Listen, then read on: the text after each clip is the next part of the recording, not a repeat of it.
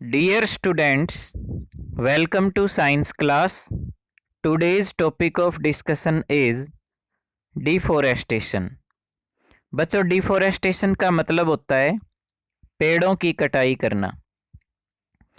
जब किसी एरिया में बहुत बड़ी संख्या में पेड़ों को काट दिया जाता है तो हम उस कार्य को डिफोरेस्टेशन बोलते हैं।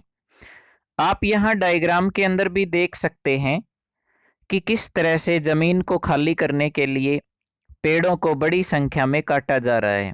ये देखिए, यहाँ पर फॉरेस्ट को क्लियर कर दिया गया है, बहुत बड़ी संख्या में पेड़ों को काट दिया गया है और ये ज़मीन खाली करके यहाँ पर या तो फैक्ट्री लगाई जाएगी या फिर बिल्डिंग बनाई जाएगी।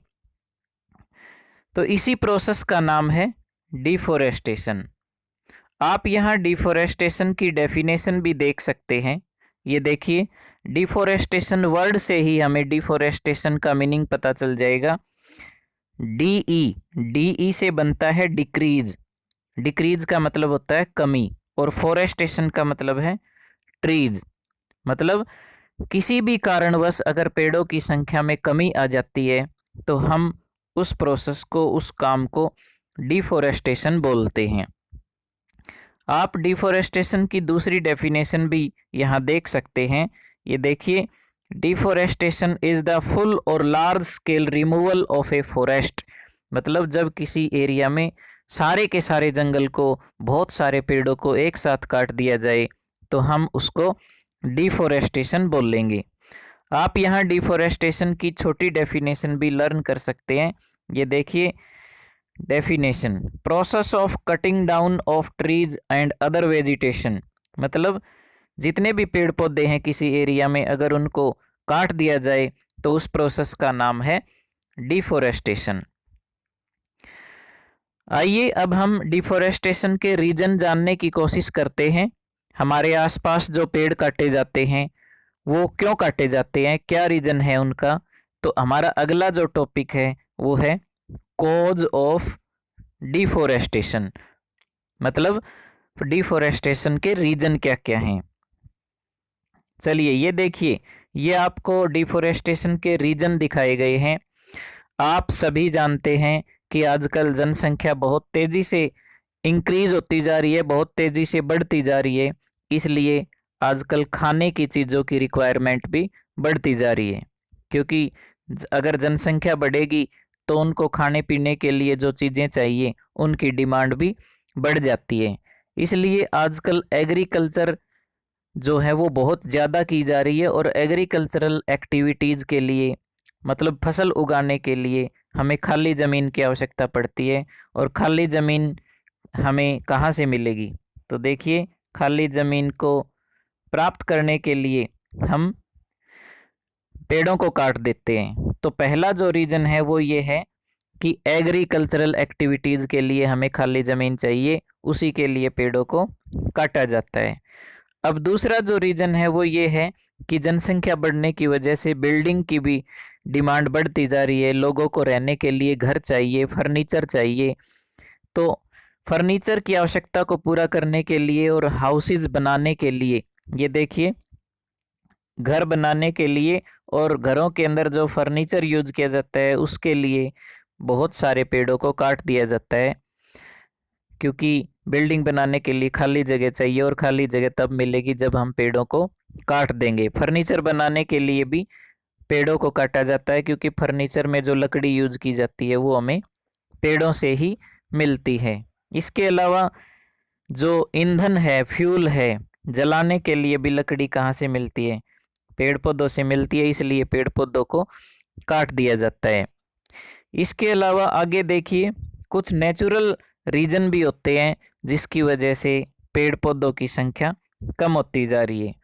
ये देखिए, नेचुरल रीजन आपको बताए गए हैं कि किस नेचुरल रीजन की वजह से पेड़ों की संख्या कम हो जाती है। देखिए, या तो बाढ़ आ जाए, फ्लड।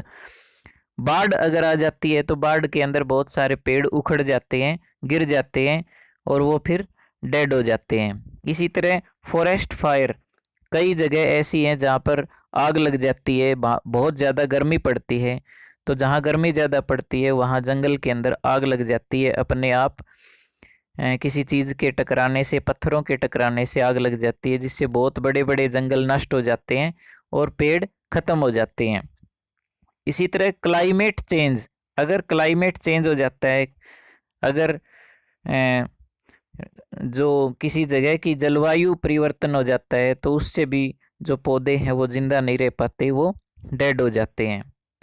आजकल कागज़ बनाने के लिए भी पेड़ों की कटाई की जा रही है, क्योंकि कागज़ बनाने के लिए हमें लकड़ी की ज़रूरत पड़ती है। तो ये एक रीज़न जो है, ये पेपर बनाना मतलब कागज़ बनाना भी ये पेड़ों को काटने का एक रीज़न है। इसके अलावा माइनिंग, ये देखिए माइनिंग, माइनिंग का मतलब होता है ज़मीन के अंदर से कोयला निकालना, मेटल निकालना, मार्बल स्टोन निकालना, और बहुत इम्पोर्टेंट जो चीज़ें हैं वो उनको ज़मीन के अंदर से निकालने के लिए पहले वहाँ पर जो पेड़ हैं उनको काटना पड़ता है। तो माइनिंग की वजह से भी पेड़ों को काटा जा रहा है और डिफोरेस्टेशन किया जा रहा है। इसके अलावा और भी रीजन हैं, ये देखिए आपको छोटे छोटे रीजन टेबल बना के दिखाए गए हैं। एग्रीकल्चर के बारे में मैंने आपको बता दिया, बिल्डिंग बनाने के बारे में मैंने आपको बता दिया, माइनिंग के बारे में मैंने आपको बता दिया, फॉरेस्ट फायर के बारे में भी बता दिया। इसके अलावा ट्रांसपोर्ट को बढ़ावा देने के लिए, मतलब आजकल नए नए रोड बनाए जा रहे हैं, तो रोड बनाने के लिए भी खाली ज़मीन की ज़रूरत पड़ती है, क्योंकि ट्रांसपोर्ट आजकल बढ़ रहा है, व्हीकल बढ़ रहे हैं, तो रोड भी बहुत अच्छे अच्छे बनाए जा रहे हैं, उसके लिए भी पेड़ों को काटा जा रहा है। तो ये सभी रीजन जो आपने पढ़े, इन सभी रीजन्स की वजह से ही पेड़ों की संख्या कम होती जा रही है। अब हमने रीजन डिस्कस कर लिए हैं। अब रीजन्स के बाद आगे हम डिफोरेस्टेशन से होने वाले इफ़ेक्ट के बारे में पढ़ेंगे कि हमारे इन्वायरमेंट पर डिफोरेस्टेशन का क्या क्या इफ़ेक्ट होता है, क्या परिणाम निकलते हैं डिफोरेस्टेशन की वजह से, क्या कॉन्सिक्वेंसेस हमें दिखाई देते हैं। तो अब हम ये देखिए कॉन्सिक्वेंसेस पढ़ेंगे, इफ़ेक्ट ऑफ डिफोरेस्टेशन। देखिए, जब भी पेड़ काटे जाते हैं तो उनकी वजह से हमारे ऊपर कोई अच्छा प्रभाव नहीं पड़ता, बल्कि सारे के सारे जो प्रभाव हैं वो बुरे होते हैं। पेड़ अगर कम होंगे तो उसका कोई अच्छा प्रभाव नहीं होता, हमेशा उसका प्रभाव बुरा निकलता है, बैड इफेक्ट पड़ता है। तो यहाँ पर आप देख रहे हैं कि पेड़ों को बहुत ज़्यादा संख्या में काट देने से हमारे इन्वायरमेंट के अंदर ऑक्सीजन की कमी हो जाती है और कार्बन डाइऑक्साइड की वैल्यू बढ़ जाती है, जिससे वातावरण में गर्मी बहुत बढ़ जाती है। तो देखिए, जब गर्मी बढ़ती है वातावरण के अंदर तो उस इफ़ेक्ट को बोलते हैं ग्लोबल वार्मिंग। तो ये देखिए ग्लोबल वार्मिंग, ये पहला इफ़ेक्ट है जो पेड़ पौधों को काटने से वातावरण के अंदर दिखाई देता है। बहुत ज़्यादा गर्मी हो जाएगी और गर्मियों के दिनों में एसी लगानी पड़ेंगी हमें, बहुत गर्मी लगेगी हमें, तो इसको बोलते हैं ग्लोबल वार्मिंग।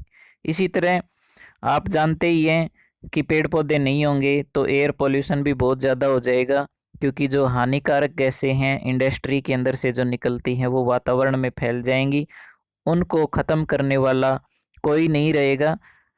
इसीलिए पोल्यूशन होगा, और पोल्यूशन होगा तो फिर हमें सांस लेने में दिक्कत होगी, बहुत सारी सांस की प्रॉब्लम हमारे अंदर आ जाएंगी। इसके अलावा पेड़ पौधों की संख्या कम हो जाने से वाटर साइकिल भी डिस्टर्ब हो जाता है। जो बरसात है वो या तो बहुत ज़्यादा हो जाती है या फिर बहुत कम हो जाती है।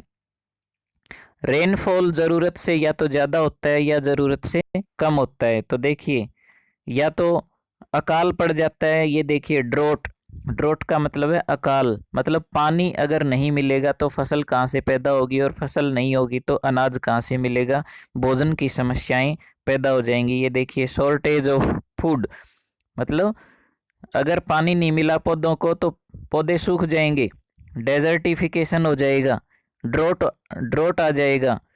और इसके अलावा ये देखिए पशु जो हैं वो मरने लगेंगे, उनकी डेड बॉडी यहाँ पर पड़ी हुई दिखाई दे रही है आपको। तो ये सारे जो बैड इफ़ेक्ट हैं ये तब दिखाई देंगे जब पेड़ों की संख्या बहुत कम हो जाएगी। इसके अलावा सॉयल इरोजन भी बढ़ जाता है। मिट्टी जो है वो एक जगह से दूसरी जगह पर चली जाएगी। मिट्टी की जो फसल पैदा करने की पावर है, जो उपजाऊ शक्ति है, फर्टिलिटी है, वो कम हो जाएगी। पेड़ों के कम होने से जीव जंतुओं के घर भी खत्म हो जाएंगे, क्योंकि जो जीव जंतु हैं वो पेड़ पौधों के अंदर ही रहते हैं, वहीं उनका घर होता है। लेकिन अगर हम सारे पेड़ों को काट देंगे तो जीव जंतुओं के रहने के लिए जगह नहीं बचेगी, और जिससे वो लुप्त हो जाएंगे, वो इस संसार से चले जाएंगे, गायब हो जाएंगे। तो ये दुष्परिणाम आपने यहाँ पर पढ़े, जो मैंने आपको दिखाया भी है डायग्राम के अंदर कि इनके क्या क्या दुष्परिणाम निकलते हैं। तो इन दुष्परिणामों से बचने के लिए हमें फॉरेस्ट को बचाना चाहिए, क्योंकि अगर फॉरेस्ट को हमने काट दिया तो आगे जो हमारी जनरेशन आएगी उनके लिए बहुत ज़्यादा बैड इफ़ेक्ट हमें दिखाई देंगे। तो अब हम फॉरेस्ट को कंजर्व करने के लिए कुछ मेथड्स डिस्कस करेंगे यहाँ, कि किस तरह से हमें फॉरेस्ट को बचाना चाहिए, क्या हमें करना चाहिए ताकि जो जंगल हैं वो बचे रहें और हमारी जो आगे आने वाली जो जनरेशन है वो सेफ रहे। तो देखिए, हमें ज़्यादा से ज़्यादा पेड़ उगाने चाहिए। जितने पेड़ हम काटते हैं उससे 2 गुना पेड़ हमें उगाने चाहिए। तो सबसे अच्छा जो तरीका है वो ये है कि हमें पेड़ों को ज़्यादा से ज़्यादा उगाना चाहिए, प्लांटिंग ट्रीज। जितने पेड़ हम काटते हैं अपने आसपास, उससे ज़्यादा पेड़ हमें हमारी कॉलोनी में या जहाँ भी आपको खाली जगह दिखाई दे वहाँ पर उगाने चाहिए। इसके अलावा हमें अनपढ़ लोगों को भी अवेयर करना चाहिए ताकि वो बेवजह पेड़ों को ना काटें, क्योंकि जो अनपढ़ लोग होते हैं, गांव के जो लोग होते हैं, जो अनएजुकेटेड हैं, वो लोग पेड़ों को काटते हैं, क्योंकि वो पेड़ों को काट के अपना पैसा कमाते हैं। हमें अनपढ़ लोगों को अवेयर करना चाहिए, उन्हें फॉरेस्ट की इम्पोर्टेंस बतानी चाहिए ताकि वो पेड़ों को ना काटें। इसके अलावा जो आवारा पशु हैं, आवारा पशु भी छोटे पौधों को या तो खा जाते हैं या उनको उखाड़ देते हैं, इसलिए आवारा पशुओं से भी हमें पेड़ पौधों की रक्षा करनी चाहिए। और नेचुरल जो फॉरेस्ट फायर है, फ्लड है, इनसे भी हमें फॉरेस्ट को बचाना चाहिए ताकि जो पेड़ पौधे हैं वो उगे रहें, ज़्यादा से ज़्यादा पेड़ पौधे पैदा हों, क्योंकि उन्हीं से हमारी लाइफ है। अगर पेड़ पौधे हैं तो हमारी लाइफ जो है वो ज़्यादा लंबी होगी, लेकिन अगर पेड़ पौधे कम होते जाएंगे तो हमारी लाइफ छोटी होती चली जाएगी, और एक दिन ऐसा आएगा कि पेड़ पौधे बिल्कुल ख़त्म हो जाएंगे तो हम भी जो हैं, सारे जीव जंतु भी यहाँ से ख़त्म हो जाएंगे। हमारा ये टॉपिक अब यहीं कंप्लीट होता है। Okay, bye, thank you.